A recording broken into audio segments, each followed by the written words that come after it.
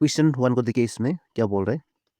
Fill in the blank with appropriate phrasal verbs from the alternatives given below it. Okay.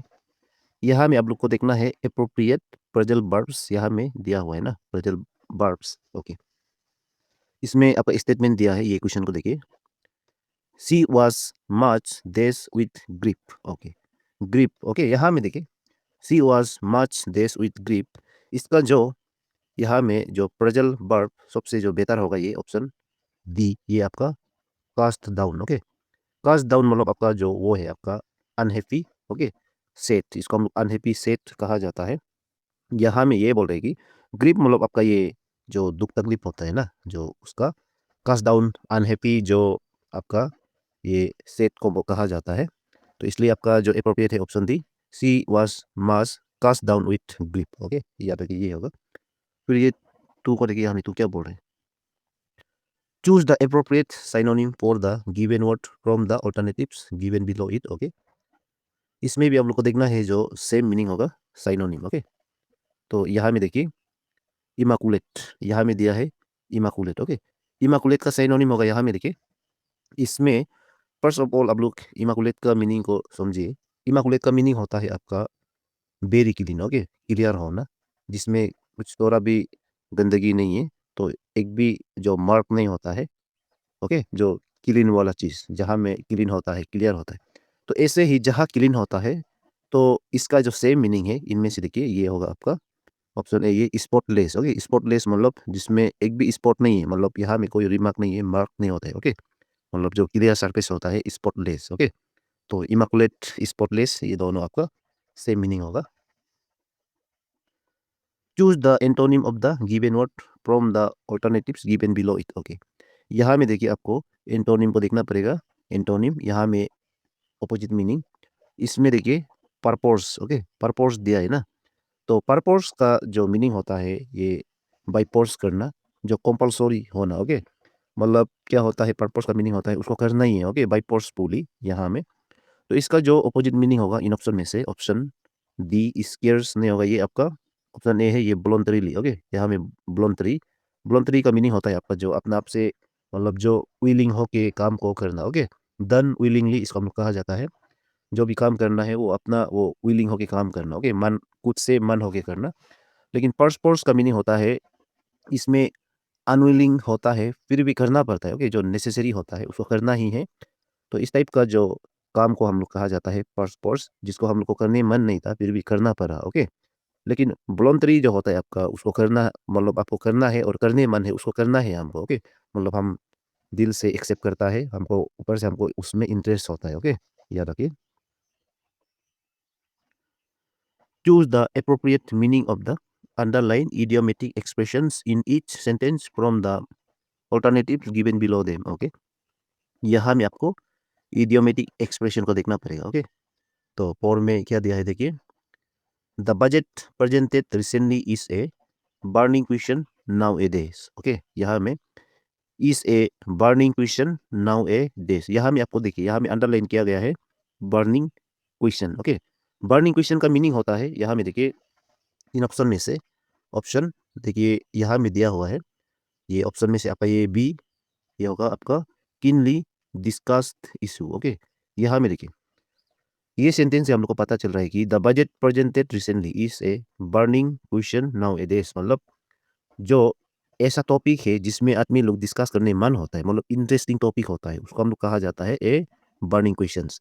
जैसे आपको मालूम है जो ट्रेंडिंग होता है, ट्रेंडिंग टॉपिक होता है, ट्रेंडिंग सॉन्ग होता है, और आपका कोई भी ट्रेंडिंग टॉपिक होता है ना, उसमें आदमी लोग क्या होता है, मतलब उसमें आदमी लोग ज़्यादातर डिस्कस करता है ना, तो ऐसा टॉपिक को हम लोग कहा जाता है ए बर्निंग क्वेश्चन। याद रखिए, जो अभी आदमी लोग उसको ईगरली डिस्कस करने मन होता है, मतलब जो इंटरेस्टिंग टॉपिक होता है, ऐसा को हम लोग किनली डिस्कस इशू या ए बर्निंग क्वेश्चंस कहा जाता है। याद रखिए। फिर पाइप में क्या बोले देखिए, hope I am not intruding upon your privacy, इसी से हम लोग को पता चल रहा है ना, यहाँ में प्राइवेसी की बात कर रहा है, साथ में यहाँ में आपको अंडरलाइन कर दिया गया है इंट्रूडिंग अपॉन। इंट्रूडिंग अपॉन का मीनिंग होता है, देखिए इन ऑप्शन में से option B encroach upon. Okay, intruding upon का मीनिंग होता है एनक्रोच अपॉन। यहाँ में ऐसा है देखिए, इंट्रूडिंग अपॉन का मीनिंग होता है जैसे आपका मान लीजिए किसी और का जगह पे आप जो इलीगली या आप जो बाई फोर्सफुली आप एंटर करना या इंटरप्रेट करना, ओके, इंटरप्रेट करना उसी के बारे में, ये यहाँ में ऐसा केस होता है जो आपका इंट्रूडिंग अपॉन का मीनिंग होता है। ऐसा एक पर्सन है, वो आपको नहीं चाहता है कि उसका जो काम में जो उसका कोई भी टॉपिक है उसमें आपको इंटरफेयर नहीं करना है बोल के, उसमें आपको इन्वॉल्वमेंट, आपका इन्वॉल्वमेंट जरूरी नहीं होता है। फिर भी आप क्या होता है उसमें इंटरफेयर करने के लिए कोशिश करता है या उसका बारे में उसका साथ डिस्कस करने के लिए कोशिश करना, ओके, ये तो ठीक नहीं है ना। किसी का जो प्राइवेसी में आप ऐसा गलत तरीका से जागना मतलब आपको बिल्कुल शोभा नहीं देता है। आपका किसी और का वो बारे में, किसी का वो अपना वो केस में, अपना जो वो उसका लड़ाई में आप आपको बिना इनवाइट किए आप इंटरफेयर करना अच्छा नहीं है। आपको बुलाने से तो वो तो अलग बात है ना। तो ऐसा केस में जब हम लोग ये सेंटेंस बनाता है तो इंट्रूडिंग अपॉन ये बोलता है। ये सेंटेंस हम लोग को पता चल रहा है कि I am not intruding upon your privacy. आपका प्राइवेसी में हम क्या कर रहा है, मैं आपका प्राइवेसी में जैसे ज़बरदस्ती इंटरफेयर नहीं कर रहा है, यहाँ में बोल रहे हैं ना, ज़बरदस्ती हम इंटरफेयर नहीं कर रहा है।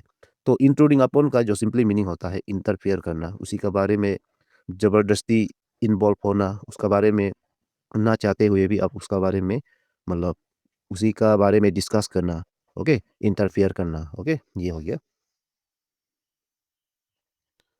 Fill in the blanks with appropriate determiners from the alternatives given below them. Okay, यहाँ में देखिए appropriate यहाँ में लिखा है, फिर यहाँ में determiners, ओके। डायरेक्शन भी दिया है आपका question number 6 and question number 7, इसमें आप लोग को देखना पड़ेगा। तो 6 को देखिए यहाँ में क्या बोल रहे हैं, days of students were absent yesterday. Okay, यहाँ में देखिए स्टूडेंट्स क्या है, यहाँ में स्टूडेंट्स यहाँ में आपका प्लूरल है और काउंटेबल है, ओके। इसको हम लोग कहा जाता है कि काउंटेबल नाउन। तो काउंटेबल नाउन में आपका हमेशा सोम लगना जरूरी होता है। Some of the students were absent yesterday, okay. यहाँ में जो लिटिल होता है, द लिटिल होता है, ये आपका अनकाउंटेबल नाउन में यूज किया जाता है, ओके। फिर 7 में इसमें दिया गया है कि there is not there sugar in the pot. यहाँ में शुगर देखिए, शुगर जो आपका अनकाउंटेबल नाउन होता है, अनकाउंटेबल नाउन, ओके। लेकिन इसमें देखिए देयर इज नॉट, ये आपका एक नेगेटिव सेंटेंस होता है, ओके। नेगेटिव सेंटेंस में आपका हमेशा ऑप्शन बी एनी ही लगता है, ओके, एनी आना जरूरी होगा। There is not any sugar in the pot, ये होगा, याद रखिए। फिर आपका 8 को देखिए, क्वेश्चन 8 को देखिए, यहाँ में choose the correctly spelled word from the alternatives given below, okay. यहाँ में करेक्ट स्पेल को देखना पड़ेगा, ओके। तो इसमें दिया है देखिए यूमोरस, ओके, यूमोरस दिया हुआ है। तो यूमोरस का यहाँ में जो करेक्ट स्पेलिंग है आपका ये ऑप्शन ए, ओके। और आपका यूमोरस का मीनिंग होता है पानी, पानी यानी आपका जो जोकर जोकर करना ना, ये जोकिंग होना, आदमी को हंसाना। तो इसको हम लोग कहा जाता है आपका ये ह्यूमरस, सिंपली आपका ये पानी कहा जाता है ना। Fill in the blanks with appropriate question tags from the alternatives given below them, okay. यहाँ में आपको देखना है question tag, okay, question tags को देखिए यहाँ में। तो 9 में क्या बोल रहे हैं, the boys often play cricket, okay. यहाँ में देखिए the boys often play cricket, ये आपका एक सिंपल प्रेजेंट टेंस होता है, ओके, सिंपल प्रेजेंट टेंस। इसलिए आपका देखिए ये सेंटेंस आपका पॉजिटिव है ना, तो इसका क्वेश्चन टैग नेगेटिव होना पड़ेगा। तो यहाँ में जो नेगेटिव वाला है आपका ये ऑप्शन बी है, done they, okay, done they, ये आपका करेक्ट ऑप्शन है, डू नॉट दे या डन दे, ओके। फिर आपका ये 10 को देखिए, इसमें क्या बोल रहे हैं, she must know them in their most plausible form, okay. यहाँ में देखिए जो ये भी आपका एक क्या है, ये भी आपका सिंपल प्रेजेंट टेंस होता है, देखिए सी मस्ट, ओके। लेकिन यहाँ में क्या है, ये सजेस्ट कर रहा है, एडवाइस कर रहा है ना, सी मस्ट नो। तो यहाँ में जो ये भी आपका पॉजिटिव वाला सेंटेंस है, तो यहाँ में भी आपका नेगेटिव होना पड़ेगा, सी मस्ट नो का।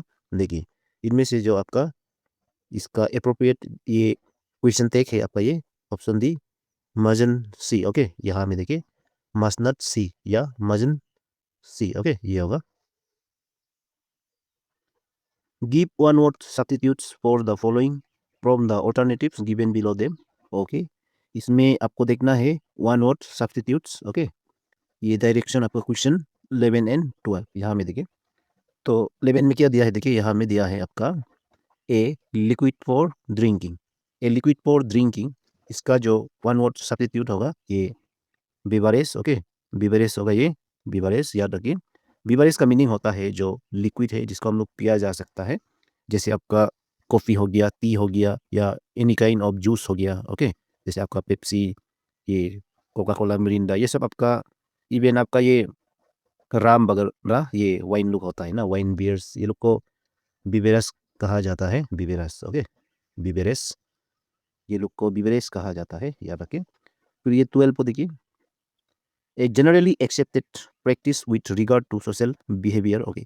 सोशल बिहेवियर जो प्रैक्टिस किया जाता है, जो जनरली एक्सेप्टेड प्रैक्टिस, ओके, इसको हम लोग कहा जाता है, जो हम लोग का सोशल लाइफ में जो अप्रोप्रिएट बिहेवियर को हम लोग कहा जाता है, ये option B convention, okay, convention कहा जाता है यहाँ में, okay.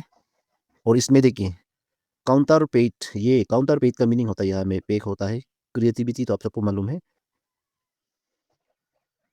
Each of the following sentences has been split into 4 parts and the parts have been presented in a jumbled form. Choose the best order from among the 4 options A, B, C and D which produces the original sentence. Okay. यहाँ में direction आपका 13 and 14 होगा, देखिए यहाँ में ना। तो इसमें देखिए 13 में क्या दिया है, इसमें आपका यहाँ में 1 में द ओनली क्रिएचर, 2 में मैन इज, 3 में window with the power of, 4 में लाफ्टर, ओके।